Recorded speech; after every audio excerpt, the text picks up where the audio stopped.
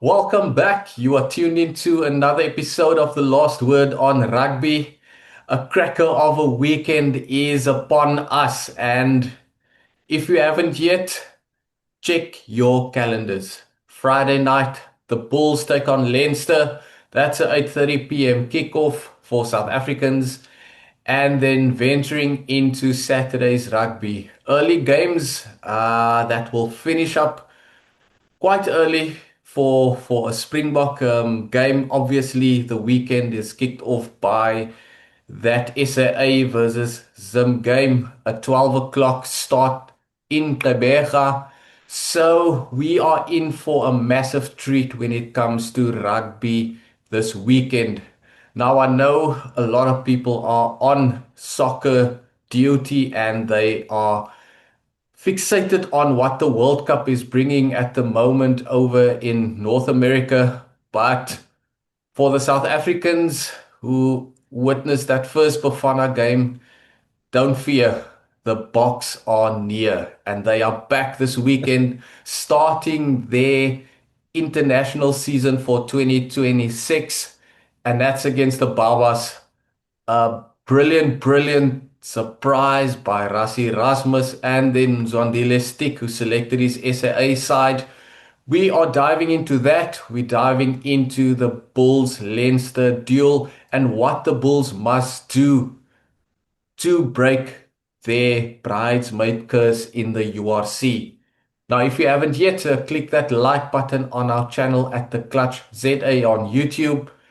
Share this video, share the podcast link, and we will bring you some inside things, just how things worked in the Bok camp this week. Our resident scribe, Mike Greenaway, was there, and then John Goliath obviously will dissect all these moves of Rassie and Stalker and the rest of the Bok management. Guys, I want to start with I did not see Kieran Horn at fly off for the box. I thought it was going to be Mani because he's the only fit guy. But looking at England coming in the next 2 weeks, Mani must be wrapped in cotton wool. Yeah. Mike, Kieran Horn at Y- number y- 10. Yeah. Go. Well, you've kind of answered it in one there. He is the only fit fly half, so that's why he mustn't play this weekend. It's exactly that. Rassie said as much. He said they learned from last year's Barbarians game where they did play a few frontline guys in positions where they were carrying injuries. And I think it was in the front row. I think there was a prop or two, might even have been Ox. Someone got injured there, and it then compromised them when they got into the incoming tour. Who was coming? It was it Ireland who came in last year. It Was was it? the No, Minnows, the Minnow teams. no, sorry, it was yeah, Ireland was a Italy, year before. Italy, But in Georgia. any case, yeah. So Rassie said, "Look, Mani is our guy. I mean, Andre is still coming back The from Bulls, yeah. the Bulls, so and obviously Sasha's injured. So yeah, Mani, they just want to also give him a bit of a break because he played a lot of rugby in Japan. Mm. Um, then at the same time, and this is how Rassie always manages to, he's so clever at how he does these things. Mm. He's resting Mani, but he's also having a look at what Kuan Horn can do. He said this is a guy who impresses us at training in the way he's got a very strong pass for one thing. He likes to take the ball to the line. He is Yeah, a yeah. fearless tackler. And he has run in the first receiver position many times for the Lions. So why not give him a crack in a game like this? I mean, this is what this game is for. And then if he comes through, it's a success him having a go at 10, then he's one of those guys. If you're in a World Cup game and you're resting top guys and you want to also give other guys a go and, say it's a Romania game or something like that, you've got a Kuan Horn who can cover 15, 10, 11. So he's one of those very versatile guys you might want to have in a World Cup squad restricted to 32. So yeah, it makes sense when you hear what Rassie has to say. Yeah, it's for me, I mean, nobody saw that coming. That was out of left field. There wasn't even a speculation. There was nothing towards that. Yeah, it's a bit of a double-edged sword when it comes to Mani because I don't actually know when was the last time Mani played. It could be a couple of weeks ago, it could be a month ago. So is he actually going to be sharp for England? Is he going to be match fit? Okay, it's a bit of a but this Barbadians match is a bit of a it's actually just a bit of trying to get some rust off the guys, trying to get some legs in the minutes, I guess, before England. But yeah, I would have actually just had Mani maybe on the bench or play him for 40 minutes just to check the sharpness. The one thing about Rassi though is that their training sessions is almost Mm, as as impactful and as physical as the match day. So he's probably seen him and he's probably happy that he probably doesn't need any minutes on the belt. But yeah, yeah, Kevin Horn, massive surprise. yeah. Look, yeah, I think what Mike explained now with regards to Rassi is obviously it should be it. I wouldn't have had Mane on the bench. That's why I was quite keen to have the box start Vusi Moyo and have him next to say Faf de Klerk at scrum half. But obviously, Grant hasn't played in a minute. So he needs to get game time uh, uh, uh, on the field, looking at what England can possibly bring to the box in 2 weeks' time. So Grant had to play. Just risking Mani the same weekend that Andre's playing, both go down. And Russia said we're targeting the opening Nations Championship game. So there's no way that he can play both his fit fly-offs. I Mm, know the Boks are not playing the Andre because he's with the Bulls. The Bulls get to decide, and it's a final, so there's no say of him not playing. yeah. Um, but they absolutely can't be a risk if both of them go down, the one the Friday, one the Saturday, the box would be knee deep in die, like they say, the good old saying, knee deep in die moeilikheid. So very, I'm happy with the selection. I think Mani last played. I think it might have been April or May for Kantetsu over in Japan. So yes, John, valid concerns that there might be a bit of rustiness, but you also know the Bok training is of those standards that they will tackle him into into fitness if he if he doesn't move around. Now, Mike, also before we head on to the SAA team, another couple of Bok things against the Barbarians. Firstly, at lock, Riley Norton, another kind of big surprise there. Yeah. Knowing that there's quite a few locks still Mm, fit and able to yeah. play, also guys who haven't played in a while, but maybe the same thing goes for them, Mm. Y- wrapping them in cotton wool. But Riley there, and Yeah. then Paul de Villiers coming off the bench Mm. as a six flanker potentially. Yeah, it's exactly the same situation as the Marnie's scenario. Rassie did say that even Etzebeth and Lood de Jager are pretty much good to go. But once more, they don't want them to their comeback game to be in a nothing game, friendly, and even gets another bang on his hip and Lood on that. I can't remember which one. I mean, he's had so many. What? So the again, he's quite happy for them to get their sort of rust off in mock training sessions because they're definitely going to play against England, he said. So, and then again, same thing. He's putting in cotton wool to elder statesmen of the Springboks and Eben and Lut, but he's giving Riley Norton ago, and Rassie hasn't been shy to sing Riley Norton's praises. He says it's seldom I've seen a guy with so much maturity, and this guy's only 20 years of age, and you Cape guys can correct me. I don't think he's even started for the Stormers. Is that right? He hasn't made his debut for the Stormers yet. So Yeah, very and interesting. Yeah. Rassie often says that he always brings these lighties into these alignment camps and training camp because he wants to see them face to face and see what they like as people. And he always says, I want to look them in the eye and see if they're going to make it, you know. And he said that he's been blown away by Riley Norton. He said that every now and again you just get someone who you meet, a youngster, and you just know this guy is going to go all the way. And he even used the word, Riley's got a little bit of an aura about him that just says, I understand professional rugby. I know what's required. I know what it takes. I'm here. So, yeah, interesting to see how Riley goes because Rassie's definitely earmarked him for a big future. No, So he's Mr. Overachiever. He's Mr. Overachiever, Riley. 7 distinctions. yeah. Led the Proteas at the under 19 World Cup. Led the Junior Box to the under 20 World Cup title. No, this guy. I mean, if I'm looking back at my life now, I'm thinking what happened.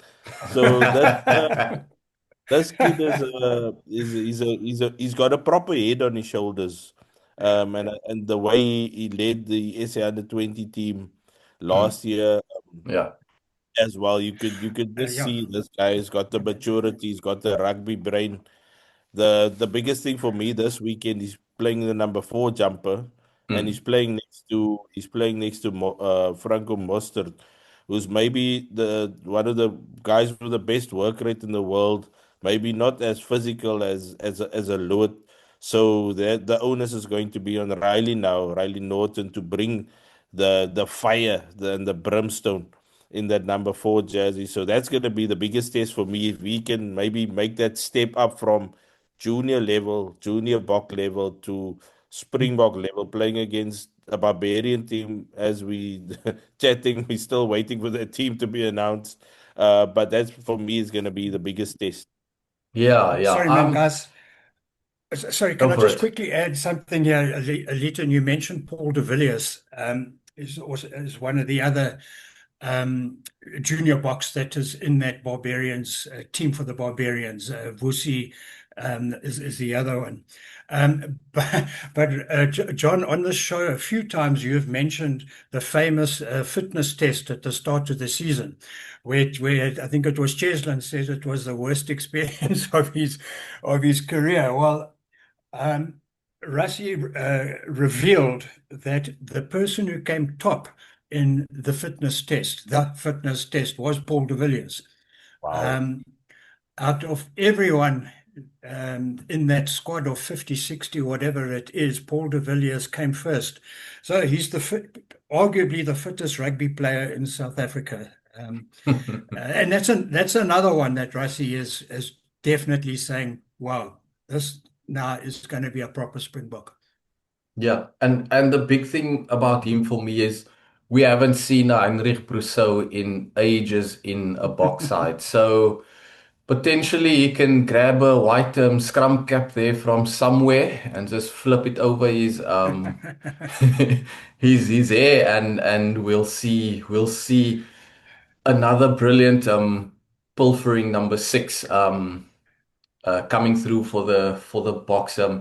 I just want to quickly return to Riley, and what John said was it's absolutely spot on, and how this opportunity now with the box will stand him and the junior box potentially in good stead. After this game, I think he's heading straight back to Cape Town where he will link up.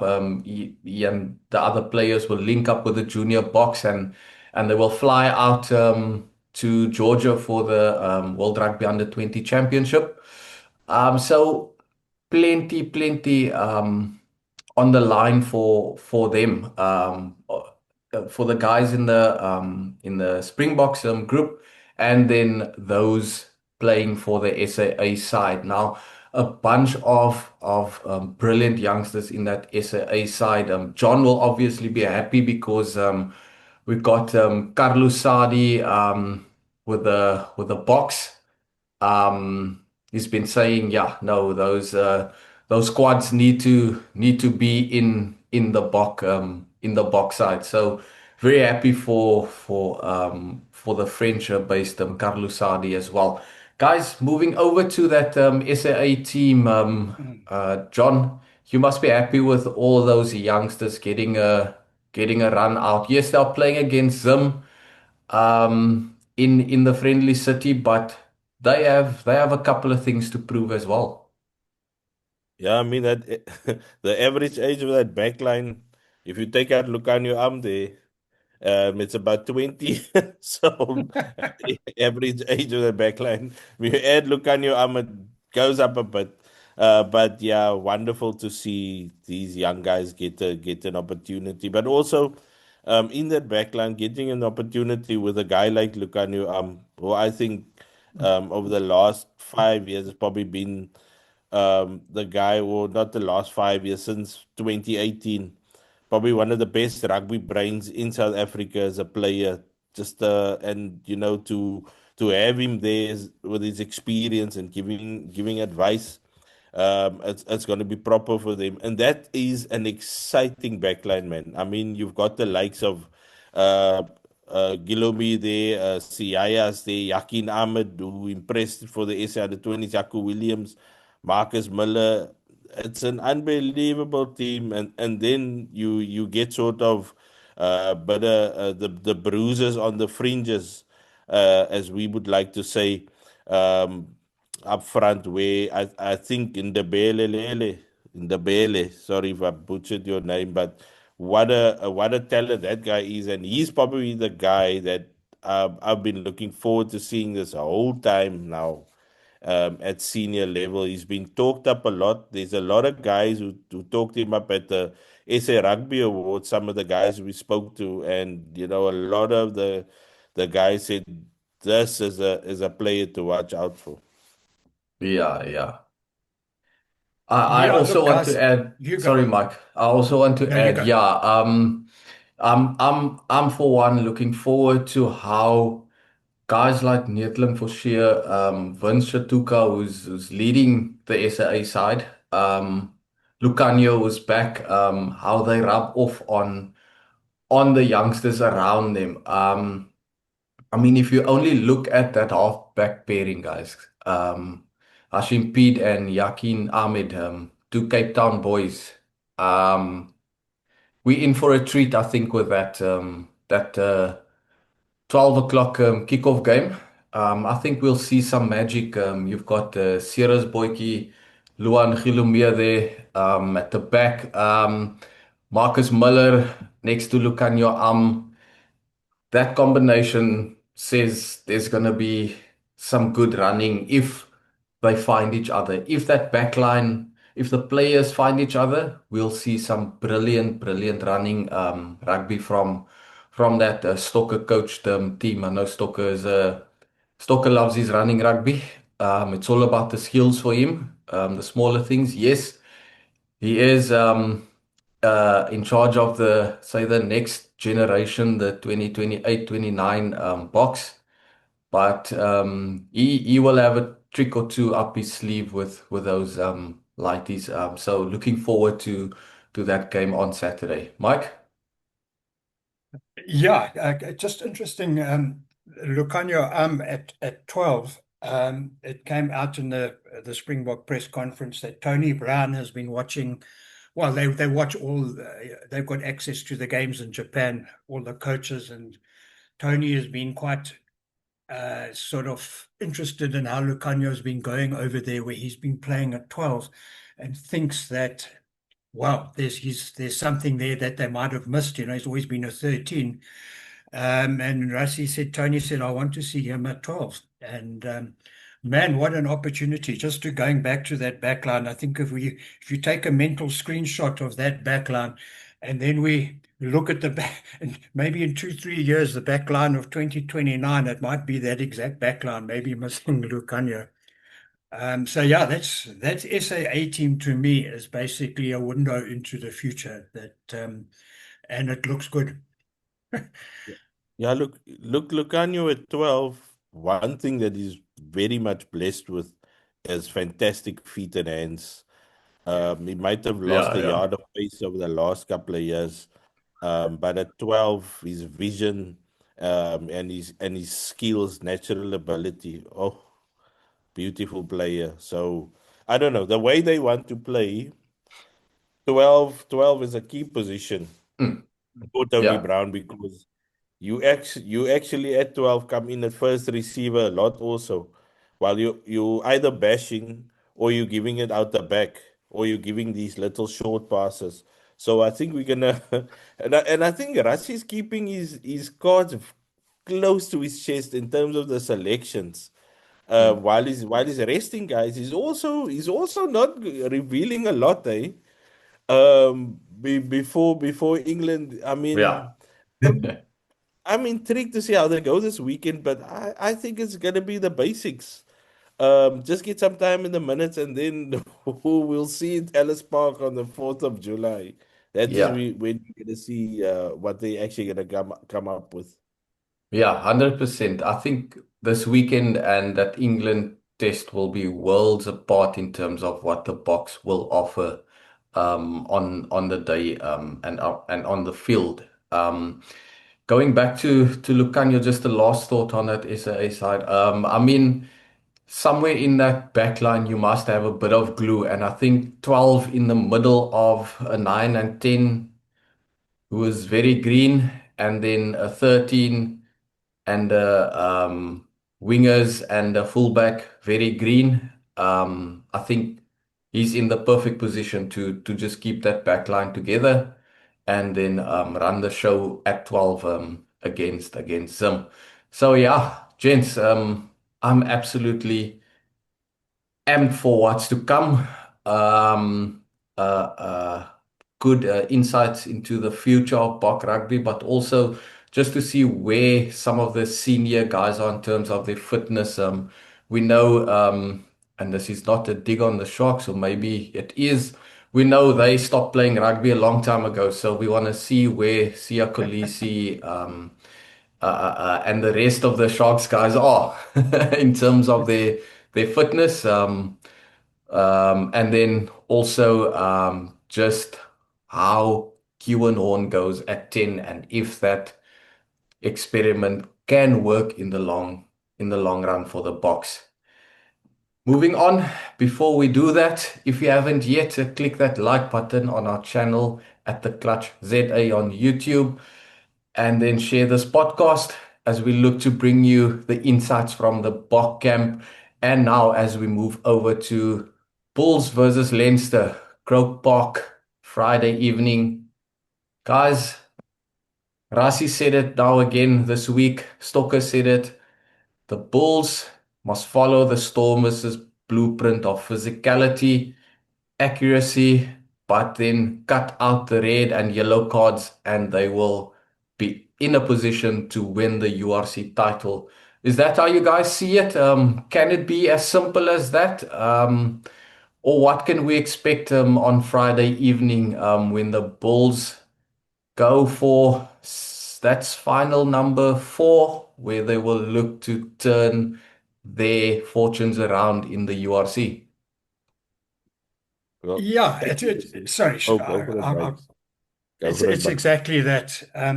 The way the Stormers rattled Leinster was really was fantastic. And I mean, I think if they hadn't got those cards, they might well have won that. And you could see how devastated the Stormers players were at the end. I mean, they believed they were going to win that game, and we know that Leinster are probably the best at starting games. The statistics actually show that they score more points in the first 20 minutes than any other team in world rugby. That is a stat. Um, so yeah, like the Stormers did, you have to stop them from getting into their stride. because every time they get into the 22, and that's another impressive stat, they are one of the best teams in the world in converting Finishing. entries Yeah. into the 22 into tries. Um, so yeah, what are the Stormers looking for? They have to have a good start in this, the Bulls. And the Bulls, unfortunately, are a little bit notorious for being behind at halftime and then have second half comebacks. They can't have that this week. They've Mm. got to contain Leinster in that opening 20 where they are the best team at starting. And then they've got to start, as Victor Matfield put it, with a physicality that they haven't even reached yet this season, from the first whistle to the last, and just disrupt, destroy, annoy, irritate. And then one more thing, Andre Pollard must bring his kicking boots this time Yeah. because every single point has to be taken. Yeah, it's true. I was just gonna say during Leighton's little intro to the segment when he spoke about accuracy and the Stormers weren't accurate. If they were, they could have we could have had a final in Cape Town tomorrow night. Um, but yeah, it's gonna for me, it's gonna where the difference is going to be is the Bulls' bench, which the Stormers didn't have. Mm, And that was compounded by the Stormers' sort of injuries, were then compounded by those yellow and red cards. This when I saw the Bulls' bench against Glasgow, I thought, okay, now they've got a chance here. Because when you've got that caliber of player coming off the bench, like a Marco van Staden, a Jan Hendrik Wessels, those types of players, they offer you a lot of physicality and getting around the park in terms of um, we with ball in hand, and we already know it's going to be one hell of a scrum onslaught. So mm, these the guys that start for the Bulls, they are really gonna lay the platform up front. And then you've still got big tanks like Marco van Staden mm. and Jan Hendrik Wessels to take the field. I think this is the Bulls' Yeah, best opportunity to win the final. I don't think Leinster has been at their best over the last couple of weeks. In the final against Bordeaux, against the Stormers, they are ripe for the picking. But it's mm. all about accuracy, accuracy, accuracy. If you have your foot on the throat, you can't take it off against these guys. You have to go for the kill. Yeah. That has been the problem with the Bulls, especially if they do get off to a quick start. They score some quick points. They tend to let teams back into the game by being inaccurate or just taking their foot off the throats, as you said it now, of the opponents, and they allow teams to build momentum and to get back into the game. Now, yes, I heard you, John. I heard you. Leinster hasn't been at their best in terms of the last couple of games that they've played, but they have this thing of where they can just be switched on Mm. after having two or three poor runs, and then they just switch on and they thump you 50 something in a final. Let's hope Croke Park does not deliver a repeat of last year's URC final. It's at the same place, but this time it's a we we don't know what the Bulls can do on a hopefully not a rainy night in Croke Park on a Friday rainy night in Croke Park. So let's let's hope it's a game that suits the conditions of that game, that suits the Bulls, allows them to scrum, and then of course, like you said, play with accuracy and utilize their bench to maneuver Leinster into submission. Mike, I'm going to put you on the spot quickly before we end off. Prediction, Bulls Leinster, Yeah, please. And then yeah. Just also what the Box will do this weekend. Yeah, so looking at Leinster, a big negative for them is they're very vulnerable at loose head prop. Andrew Porter out of the game, and they've got other loose heads who are injured, and that is an area the Bulls are going to attack. If they can get scrum penalties are gold, because then you can kick often to the 22, and then you get your maul going. Um, Positives, oh, sorry, another negative for Leinster, they are vulnerable at fly half as well. For the first time in many years, they don't have a fly half who's on top of his game, whether it's Byrne or it's Prendergast, but neither of them are 100%. They've all each got certain frailties. Maybe that's an area the Bulls can expose. Positives for Leinster. Wow, that Croke Park is something else. I heard Victor talking about it, Victor Matfield and Issa Nasiwa, the ex-Leinster captain, just saying it's one of those old-fashioned stadiums. The stands are quite close to the pitch. If they get capacity, there's 82,000, and they say it is rough for visiting teams there. All that said and done, I think the Bulls, it is their time. I mean, I think they can take those bridesmaids' dresses and put them on the bonfire. They're going to get over the. If you can imagine Bulls players in bridesmaids' dresses, not easy on the eye. But yeah, no, I think the Bulls will get over the line there. I do. I think it's the Bulls this night. Going to Nelson Mandela Bay Stadium. It's all about what these lighties can do, what these youngsters can they transfer what they've learned on the training field into a match situation. That's really what Rassie mostly wants to get out of this. Yeah, look, the Barbarians are not going to be a pushover. I've seen quite a few of their players coming in. Scott Robinson, by nature, is a hell of a competitive guy, as is the Argentine coach, Philippe Contoponi, I think. But yeah, what can they do with 3 practices in a week? So the box, and quite a few visits to the pub. So yeah, I think a good warm up for the box and they should, and I think also that SAA team going to have too much excitement there for them. Yeah, there's Barbarians. I think it was a planned move to prepare for the game here in Cape Town, rather than go to the Sleepy Bay. Uh, it was a genius move.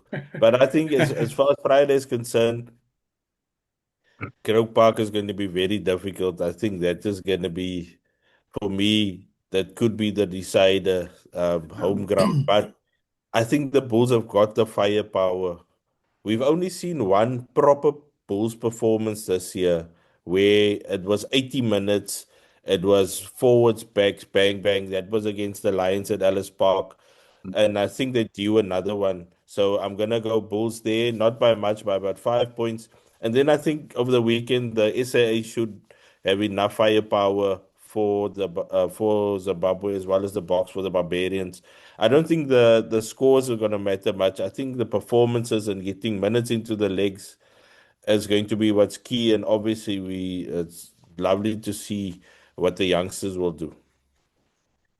Yeah, I think Bulls 33-19 win, and then the box to run over the Barbarians despite facing Warwick Gelant and Duan van der Merwe. And then the SAA team will entertain with a nice score there, boss.